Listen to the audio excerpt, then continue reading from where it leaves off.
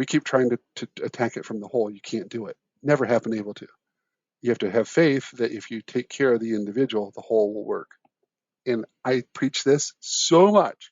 Everybody goes, cool, we're going to have a 75-page dress code policy. Well done. Well done. This is the Rebel HR Podcast. If you're a professional looking for innovative, thought-provoking information in the world of human resources, this is the right podcast for you.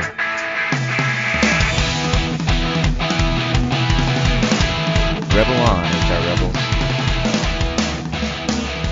All right, Rebel HR listeners, I am extremely pumped up for today's show. So the man, the myth, the legend, Steve Browne is with us. If you don't know Steve, then you probably aren't on HR Twitter. But for those of you that don't know Steve, an absolutely wonderful speaker. I've seen him speak a few different times, and I have some of his speeches literally framed in my office, so I don't forget some of the truth bombs that he drops. Steve is the Chief People Officer for LaRosa's Pizzeria Incorporated. He has written a couple books about HR on Purpose and HR Rising, and just really excited to have him on the show today. Welcome, Steve. Hi, Kyle. Hi, Patrick. It's good to be here, man. Well, Steve, thank you again so much for being here, and you know, this is a little bit of an exciting podcast for me, just simply because I'm such a huge fan, and whether you realize it or not, I sincerely thank you for influencing the way that I've approached HR, especially over the last few years, as well as the network that you have really built up around human resources. So I think for the benefit of anybody that maybe isn't familiar with your some of your work, why don't we just start with, why did you choose HR, and what is your approach towards HR? I'm one of those people that chose HR on purpose, and I know that's my book title, and I didn't mean that. I'm sorry. But when I was in college, I was in the sciences because I wanted to make money and have this huge career, and the career counselor said sciences were the way to go. But I ended up doing poorly. I graduated valedictorian in my high school class, and by the end of the second quarter of college, because I went when there were quarters and not semesters, by the end of the second quarter, I was 1 quarter away from getting kicked out for failing college. And I went home after a real good experience in a chemistry class where I was trying to take care of a friend instead of pay attention to the chemistry class. And my mom said, why aren't you doing a field where you're around people? Don't you realize you're around people all the time? And what's interesting is I love when people say, I'm a people person. I doubt it.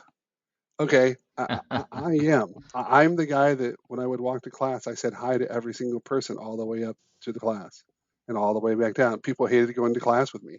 And I wasn't doing it for show. I was doing it because I wanted to know Patrick, and I wanted to know Kyle, and I wanted to know Mary. I mean, just wanted to know them. So when I started, I got into recruiting. And the reason I got into recruiting was I took an interviewing class at OU. And at the end of the class, they said, who should interview the people and who should be interviewed? And the class said, we think Steve should interview himself. And I said, that's a sign. So started in recruiting and didn't really know what HR was because, showing my age, it wasn't HR then. It was personnel still. And it wasn't what it is now. After my first job, which was an experience, I got thrown into a generalist role, and that was before the term generalist existed. It was, you're in charge of my people. And I've written about it. I've shared, my boss said, if you're not here for my people, I don't need you. Mm-hmm. And so from that on, I was like, I can be with people on purpose. This is amazing. So now, since then, so that was back in the late 80s. From then till now, I've always been a people first person.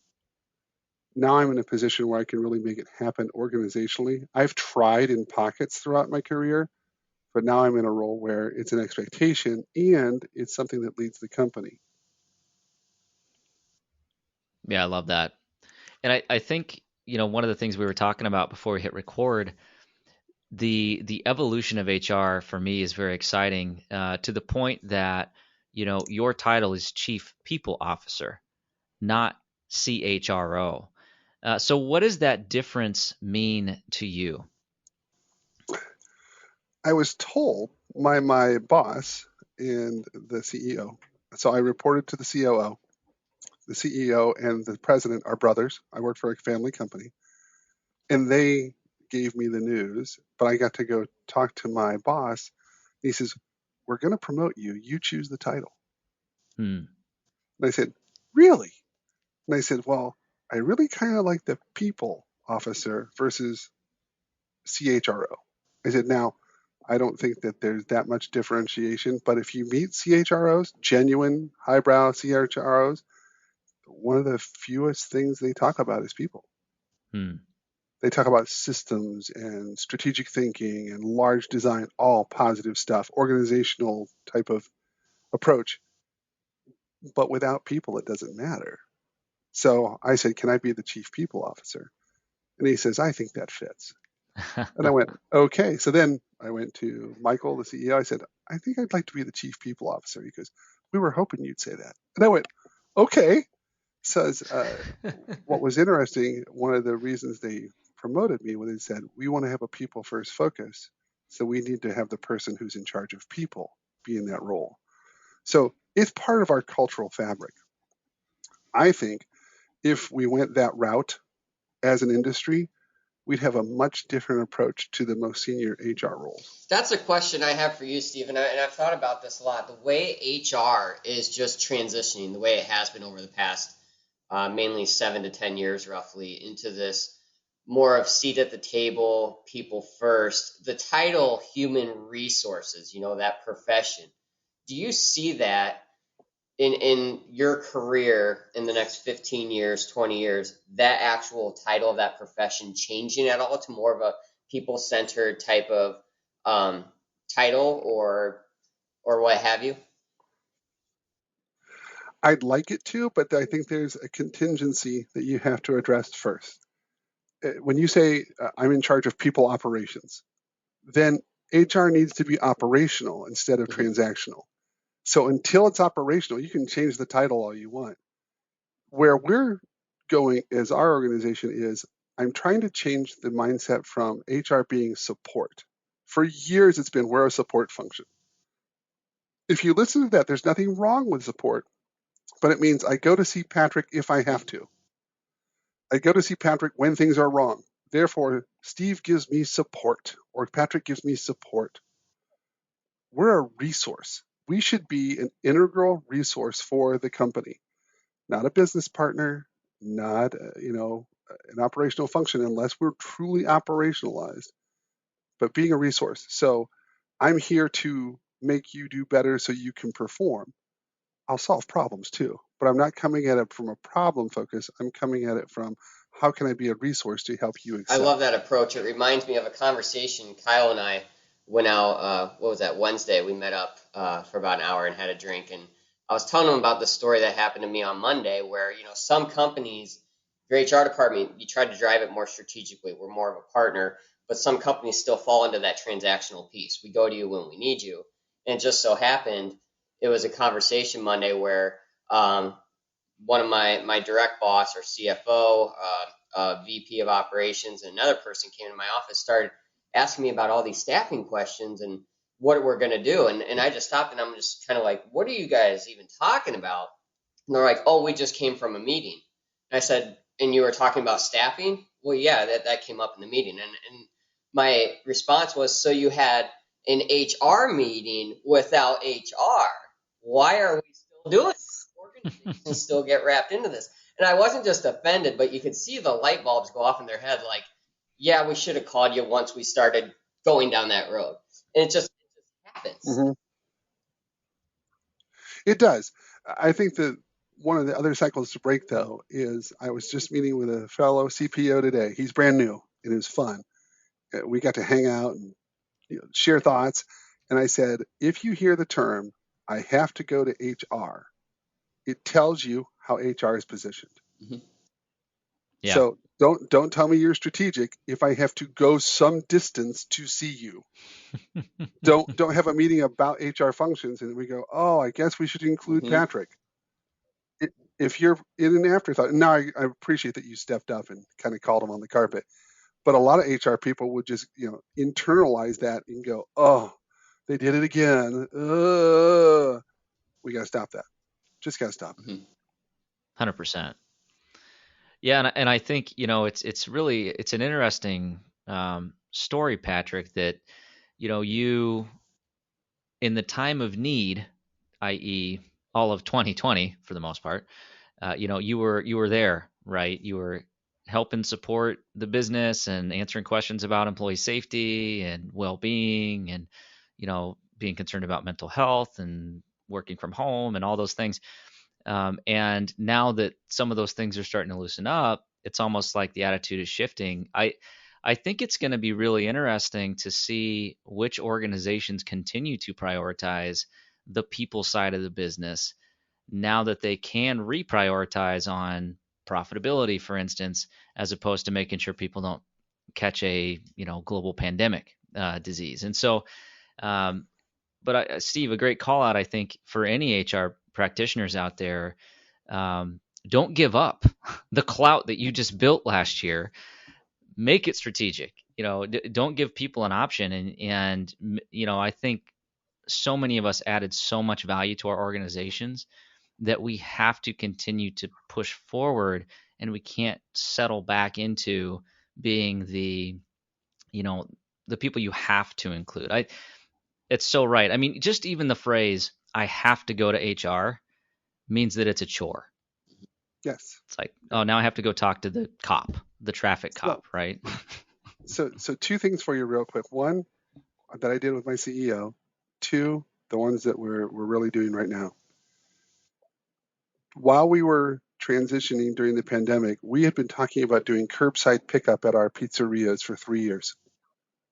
And it's the right thing to do.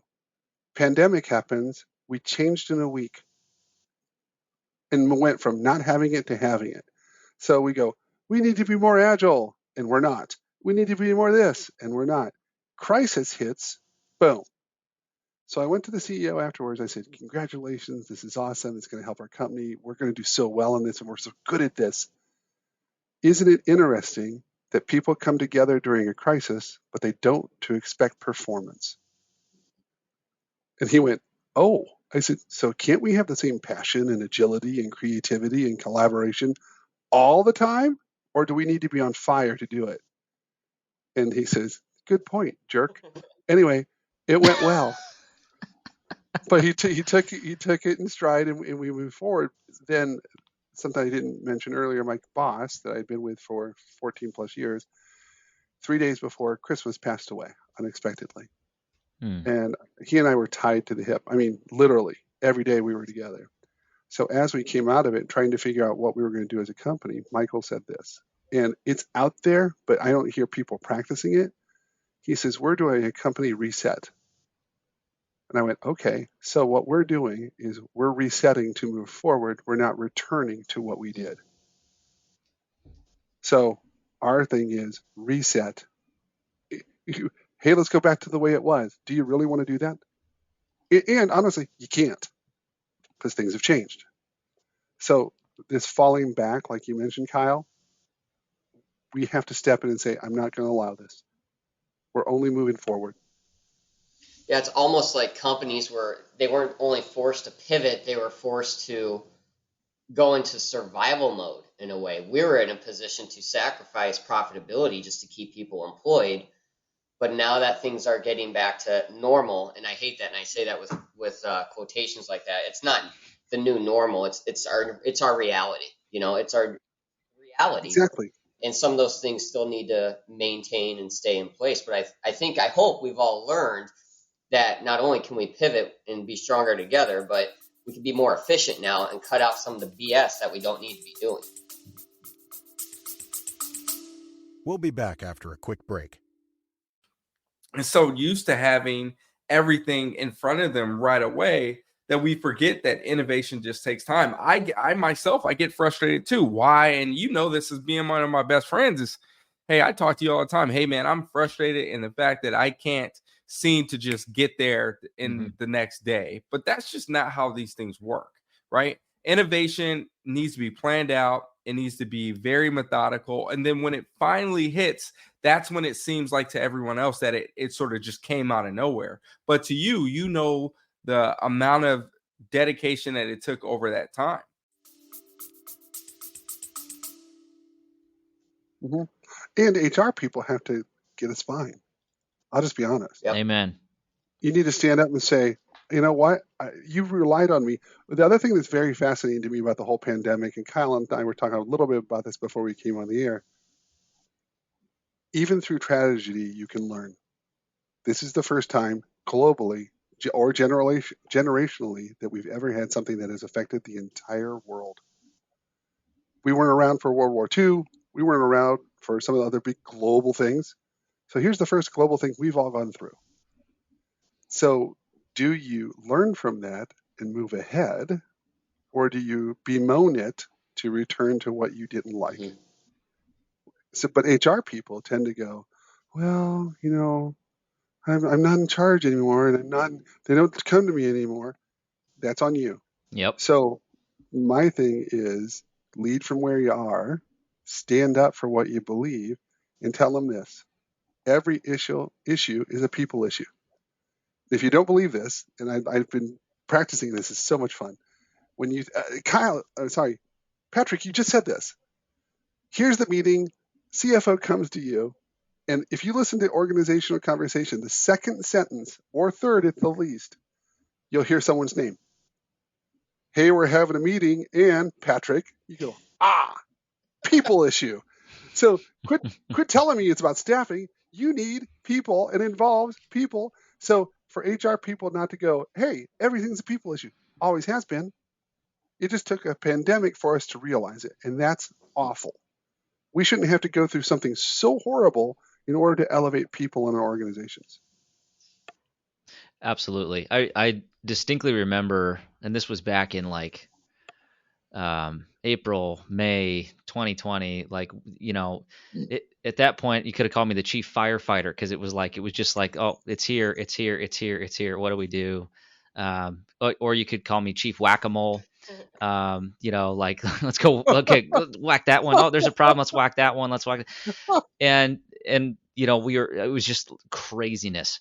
And my CEO, who's just a wonderful person and just understands people, very emotionally intelligent. He's like, man, these are all people issues. So I was lamenting to him about all the issues. I'm like, yeah. But I think thankfully he had that mindset so that became the priority. And then once that was the clearly articulated priority, then it became a focus, and it's something that we're not willing to let go away. And so I'm very fortunate to be in this organization that I'm in currently, but we're starting to face that now at kind of the departmental manager level, where you have a manager who comes to you and says, well, we need to go back to 2019 because we were, X percent more efficient. And the truth is, I think as HR, we have to be the disruptors a little bit and challenge that and say, is that data even relevant? Mm-hmm. The data set that you're using is not relevant, especially when, oh, by the way, the job that you want to bring into the office 5 days a week, right now, I can't even get an applicant if I don't post that there's at least some flexibility to work from home within this Right. job. Right. It's a new world. Yeah. I had a friend say this. She's an HR tech vendor, Hooler. If you don't know what Hooler is, you need to check it out. It's a cool new thing. It aggregates all your sites. Really cool. But here's what she said. She talked to a potential client, and the person said, well, if people work from home, I want to have their cameras on all the time. And I want to have knowledge that they're logged into the computer. And she said, so what did you do before the pandemic? And he says, well, I don't know. He says, why is performance important differently now? Because someone's not sitting down the hall from you. When in 2018 and 2019, you didn't really know. And he came back and said, don't care. I want cameras and keyboards. And she says, I think we're done, and walked away Hmm. from potential business because she said, I'm not going to work with a company if that's how they view their people. Interesting. And coming from such a place of distrust. That's what it sounds like to me. I don't know the company, but I Right, I don't mean, either. Yeah. that doesn't sound fun. I don't want to work No. there. Do you want to work there, Patrick? That's taking Big Brother to a whole nother level. Yes. Yeah. And I think you're going to see it. It's funny. Uh, I remember when we used to have big conversations at conferences, HR conferences, about should we allow telecommuting? It was should we allow? Right. Because the idea is if someone's home and the way they're dressed comfortably, that's evil. They're in familiar circumstances, that's stupid. I mean, you just listen to it and you go, oh, and then all of a sudden our hands were forced. And now people are like, I kind of like this. I'd like to work a hybrid thing. Can we be more flexible? And companies automatically go back to what they think is successful by being more rigid, and more rigid has never worked, ever. You know what Kyle and I, another thing we were talking about this week, I've noticed through my wife's organization, a lot of times when people are at home, whether the boss knows it or not, they're actually not only more productive a majority of the time, they're working more than when they were in the office. You know, they're not getting the drop-bys, the Oh, interruptions, the coffee talk. And unfortunately, now there's an expectation that the people working from home are always accessible. If frontline managers are in at 5:45, 6 in the morning, you know your employee at home has their laptop open, even though they're probably getting their kids ready for school. And you know they're probably going to be accessible at 5:30.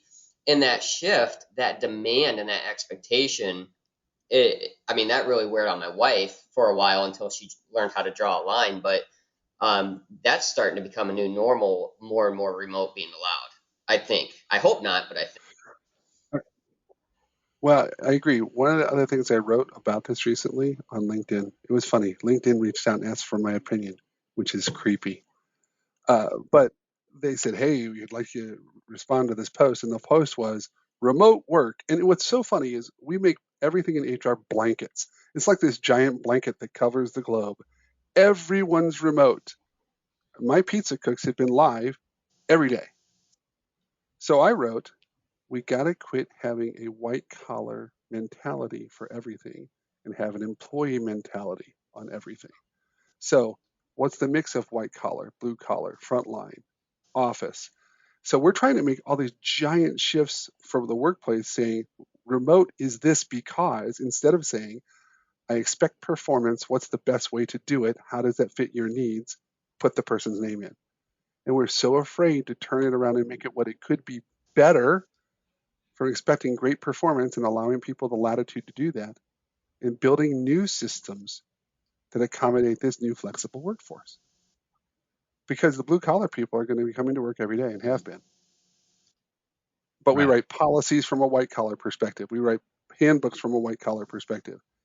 Instead of saying, as team members, here's what we have. Here's our culture. Yep, it's never one So I size think fits all. Doesn't work. Right. it Correct. doesn't work, and one of the things that I wanted to hit on is the propensity for us in HR to think that bureaucracy is safe or good. And I I loved in your book HR on Purpose, I loved the example of the handbook at an engineering firm because believe me, I that spoke to me with like section 1.1 and the 8 pages of coffee, how to make coffee and I just I look at handbooks as it's like the lowest common denominator. Like you're writing this handbook assuming that everybody is trying to do the absolute least amount of work possible, or and you're writing it for like the 2% of employees that are gonna screw up, Mm-hmm. as opposed to the 98% of employees that come to work and want to do the right thing on a regular Right. basis. I agree. I think one of the other things I've been working on recently is how to simplify what we do. And it was interesting. In a presentation I did, it talks about how being simple is majestic. I forget the exact quote, but Martin Scorsese said this: "Simple is hard." And when you think of it, here's this, Oscar-winning legend in the film industry, And he says, simple is hard. And he is so right. We think the more layers we have, and by building things to an exception, we're actually covering the majority. Instead of saying, I bet people will come to work. So it was funny. I had somebody said, so what's your return to work policy? Now listen to that. I'm going to fire you because it's a policy for returning to work. And they go, no, no. I said, well, and then how about a procedure? How about an action? So I said, how about this? They go, what's your return to work policy? I said, this is what I said. Wherever you are, I expect you to work. Mm-hmm. And they go, that's it. I go, yep. Well, how do you measure that?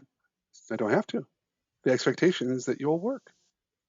Well, how do you quantify that? And what's the performance management metrics? And what's the ROI? And how much investments am I? Hey, I'd like you to do your job. And they're like, you're awful. I go, you got to make it simple. How dare you? How dare you treat an adult like an adult? I know, One thing I stupid. want to touch on, or Steve, I want to ask you to touch on, just because I think last time I saw you, we were in Vegas at the National SHRM Conference, and I think you touched on this in your book. And we talk about people, and Kyle made the comment: we write the handbook for the 2% of people we need it for, or the people we're talking about all the time. And this is where I'm going, Steve, is our high potential people. And you called out, I hate that term, high potential, because can't everybody have potential? I think that's how you phrased it. Can you elaborate on that? Because I think that's so important in the HR world for just people to hear your viewpoint on I think everybody can add value. And it doesn't matter whether some person adds more value or not. When companies build entire systems on, boy, you talk about the trap of lack of diversity, lack of inclusion, lack of equity, all the big things that we always should have been doing. When you start identifying somebody as a category, you are automatically eliminating every other person. And what if that person cannot fulfill the potential you think he or she could fulfill? Because it happens. Or you think that they're going to do it the way you want and they can't. I would much rather have us look at this. What's a person's capacity? How much can they take on? What's their capability?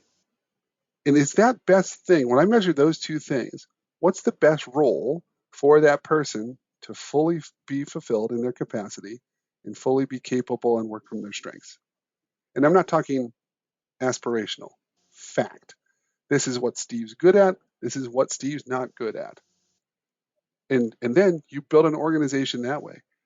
You'll find more talented people fill roles better without ever having to identify a subset of future. It's false succession planning. It just is. I've seen it fail far more often than succeed. I worked with the firm I worked for before I came here. We had a person who, the second week I was with him, I said, I don't trust him. We need to fire him, which is not what you want to hear from your HR person. I said, I'm just telling you, something's wrong. They go, you just don't like him. I said, no, as a person, fine. Something's wrong. 9 years later, not exaggerating, we were 1 month away from making him a partner in the firm. And I raised Cain. I'm like, you are making the biggest mistake. I wouldn't let this guy invest in the company. I'm telling you, something's wrong. But he's a high potential, and he has such this, and he has such that. Someone, he told his story, said, oh, you're so wonderful. And they hired him, and he left. The next week, we found out he had been stealing from the company for years.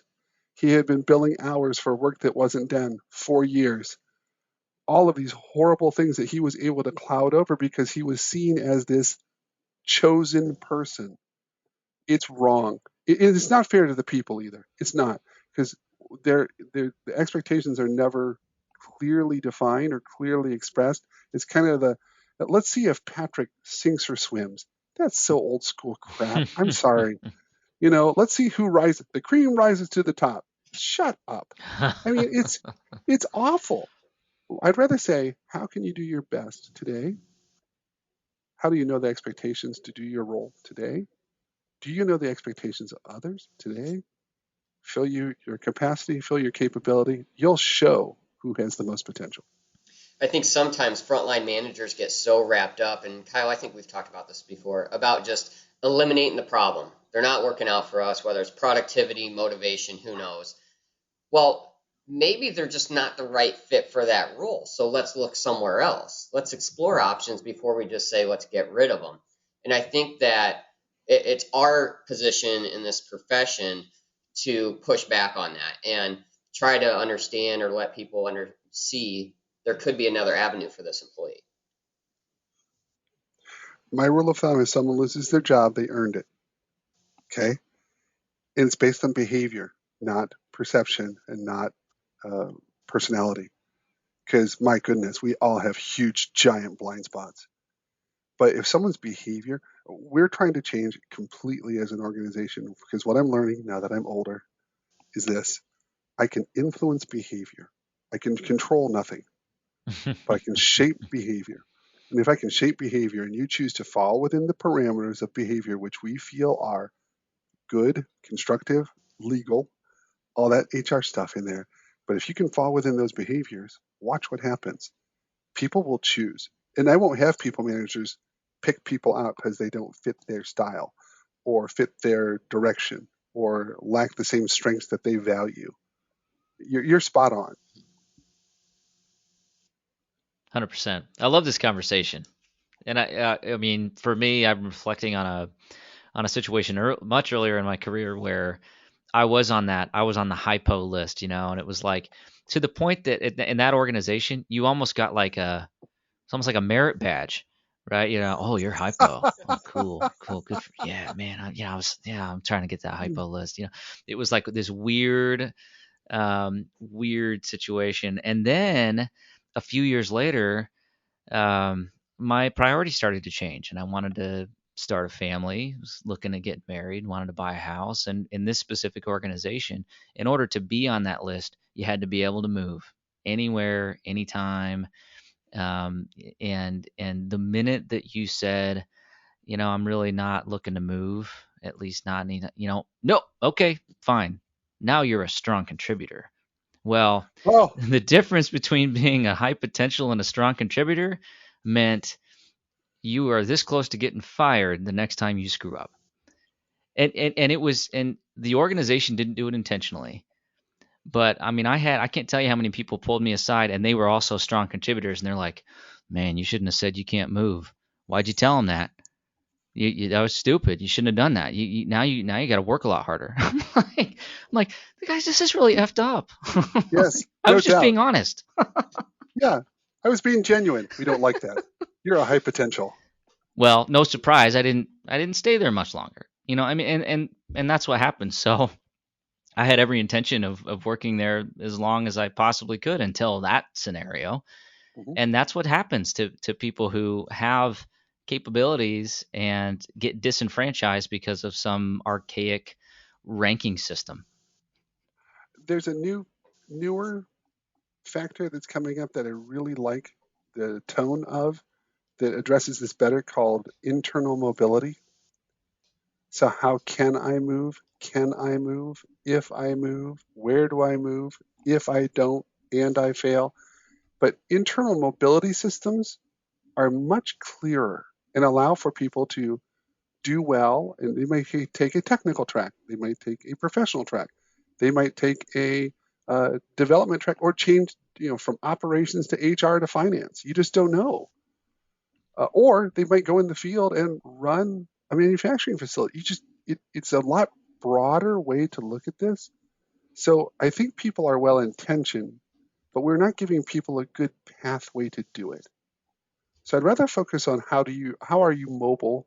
Can you be mobile? There are some companies you can't be. Like your example, Kyle. Mobility was contingent. Right. Well, be upfront about that. Right. It's unfortunate a lot of corporate structures, the big corporations, still live in that world of, well, if you're not going to sell your soul to me, you're not going to get the opportunities. God forbid Very you true. want to have families, And right? Well, what's funny is most people that say that are a latter part of their career and they forget that they had families and they forget that they were given that latitude.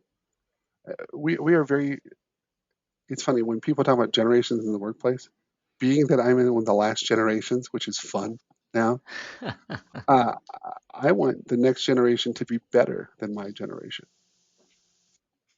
Because I went to work because I was told to. I followed rules because if you don't follow rules, you're disruptive, and we don't like disruptive people. I went through all of this stuff that people will never remember. And thank goodness, because now we need to have a workforce and a workplace that allows for personal growth, adding value instantly when you start in the company, flexibility in order to handle my personal family situation. One of the things the CPO and I were talking about this morning at coffee was this.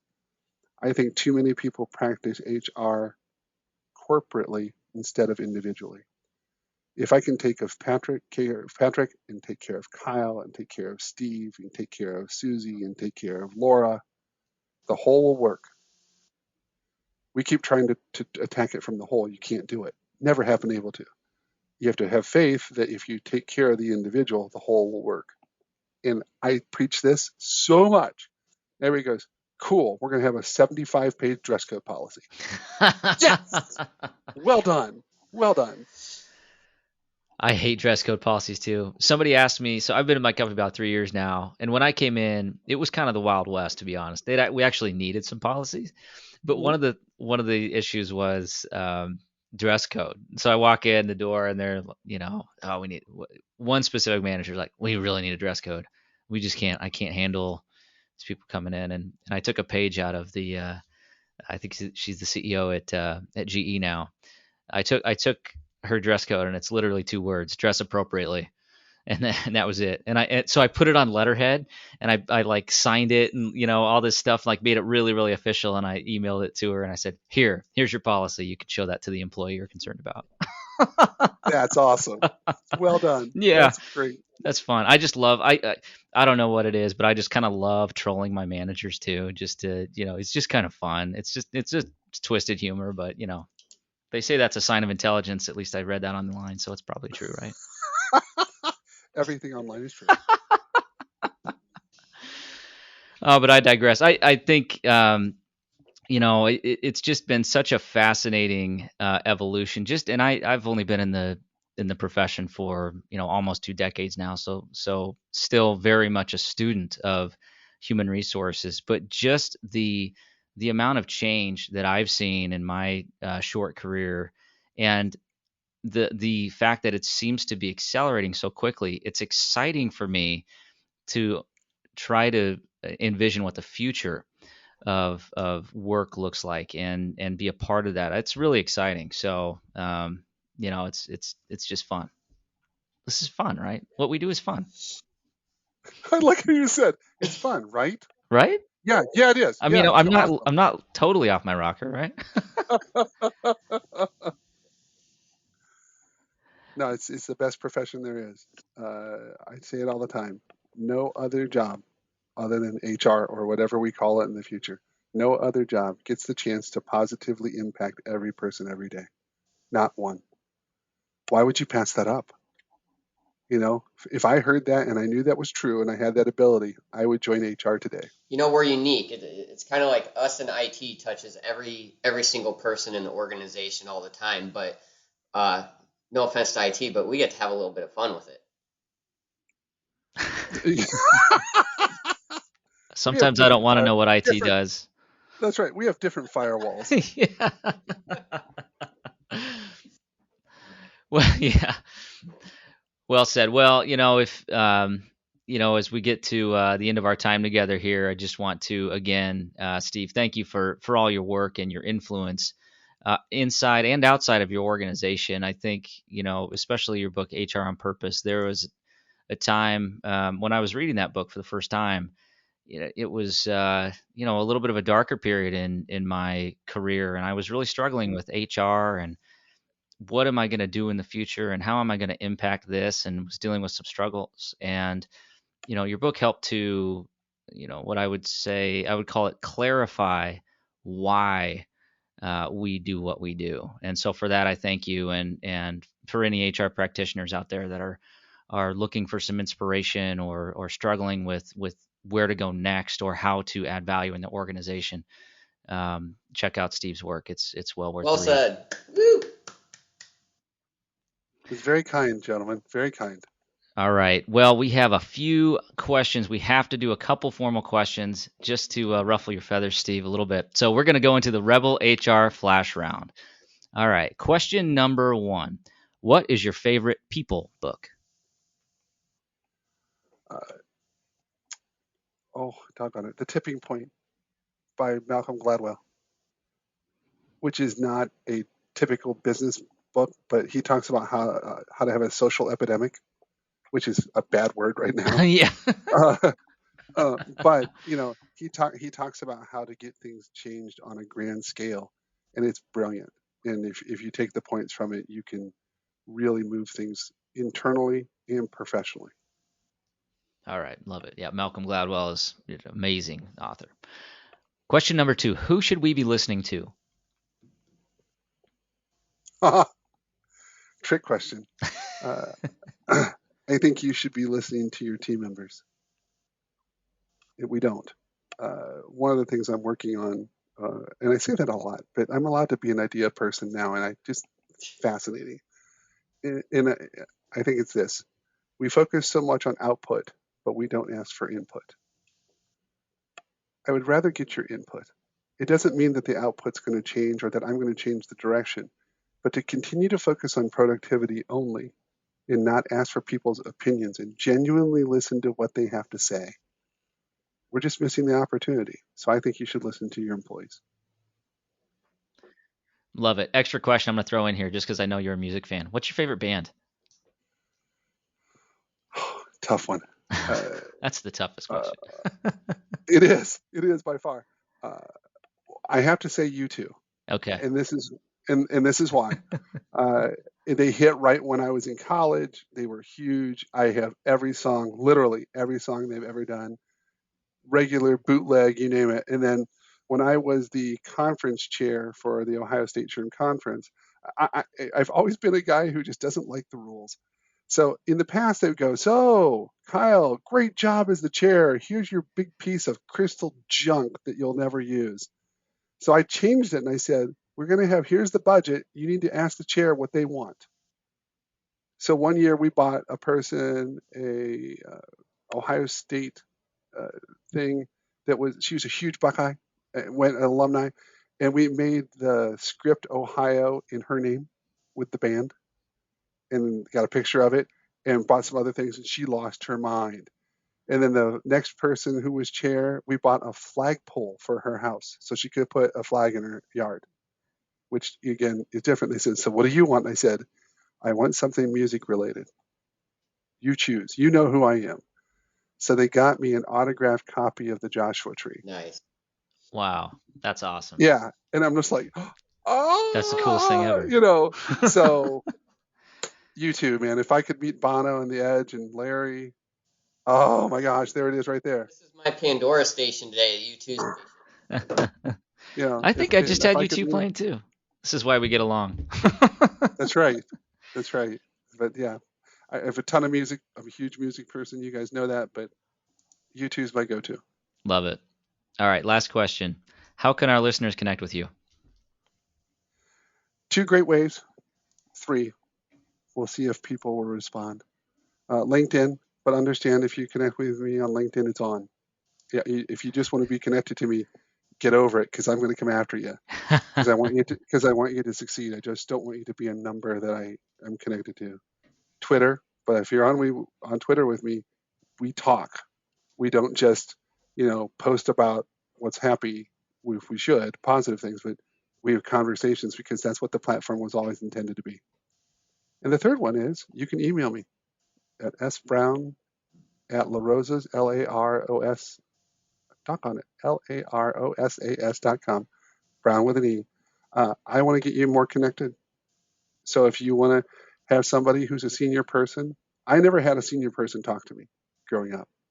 I had to figure a lot of this stuff out on my own, and that was a miss. I would rather help somebody do well in their career, whether they're in the beginning of their career, in the middle, or at the end. I would love to help people out. Love it. And Steve's not just saying that. I've personally benefited just from some of his speeches, and I'm definitely an HR Twitter guy. And hashtag, is it hashtag HR community? Yes. That's the hashtag. You just Mm-hmm. follow the hashtag and listen to all of the wonderful HR practitioners that follow that hashtag and share and help and support each other. I consider Steve one of the primary reasons that that's been successful. So get connected, guys. It's well worth it. So with that, Steve, we are beyond time, and I want to be respectful of your time. So thank you so much for joining us today. So much knowledge has been shared, and really appreciate your time. Thanks a lot. Really appreciate the opportunity. All right, that does it for the Rebel HR podcast. Big thank you to our guests. Follow us on Facebook at Rebel HR Podcast, Twitter at Rebel HR Guy, or see our website at rebelhumanresources.com. The views and opinions expressed by Rebel HR Podcast are those of the authors and do not necessarily reflect the official policy or position of any of the organizations that we represent. No animals were harmed during the filming of this podcast. Baby.